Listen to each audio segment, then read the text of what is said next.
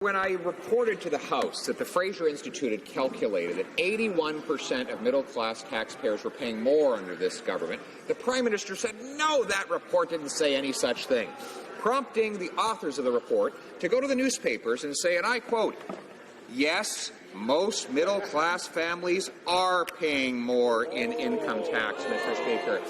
So we can't trust this government on taxes. No. We ask them to come clean and tell us how much will this carbon tax cost these same middle-class families. Honourable Minister of Environment. Mr. Speaker, I'm going to keep on saying the same thing. We published a report on April 30th. I am happy to personally give it to the member opposite. What does it say? It says that pricing pollution works. It says that it reduces emissions by 80 to 90 million tons, and that we've been clear, revenues go back into the provinces where they come from. 80% of Canadians live in Ontario, Quebec, Alberta, or BC, where there's a price on pollution. You can go ask those provinces what they do with the revenues, but, for example, British Columbia gives the revenues back in tax cuts.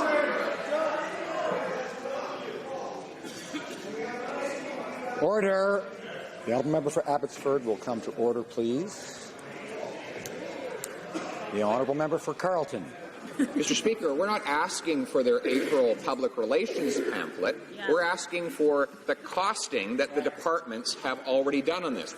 We're calling on the government to release all costing documents that any department has produced or shared internally since the last election day. That is the only way we will know the real cost of this carbon tax. Will this minister and this government release all of those documents unredacted so Canadians know what this tax will cost? Honourable Minister of Environment. Mr. Speaker, I'm going to talk to Canadians. Canadians, you should go to provinces and ask what provinces are going to do with the revenue. Sorry. I will, through the Speaker, because I think there's a lot of misinformation here. Misinformation from the other side. All revenues will stay in the province, and the provinces can give back the revenues as tax cut. But what Canadians really want to know is, what is the Conservative Party's climate plan? Members know about the rule that members should address the chair. It's designed to avoid members referring to one another as you and so forth, but I think it's best to keep to that rule in general.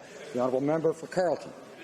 Well, as these Liberals are looking forward to getting to some beautiful cottage on some lake, Canadians are suffering under the burden of higher gas prices. Prices as high as $1.60 a litre in some provinces, prices that will only rise further when this Liberal government imposes its carbon tax. We want to know the price, Mr. Speaker, and in fact, if this government is going to make Canadians pay the price, we're going to make the government pay the price by keeping them here for 25 hours straight voting on their carbon tax.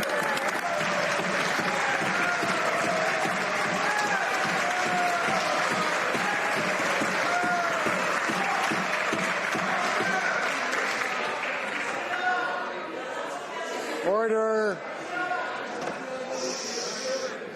Members seem to be very excited about that 24-hour prospect. The Honourable Minister of Environment. Order. Thank you, Mr. Speaker. We don't have to go through a stunt that the Conservatives are going to pull, because we have already answered the question.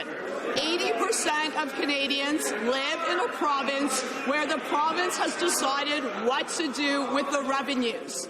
The revenues have gone back in tax cuts. They've gone into investment and clean innovation. We have been clear that provinces are best placed to decide what to do with the revenues. But once again, what Canadians want to know is, what is the Conservatives' climate change plan?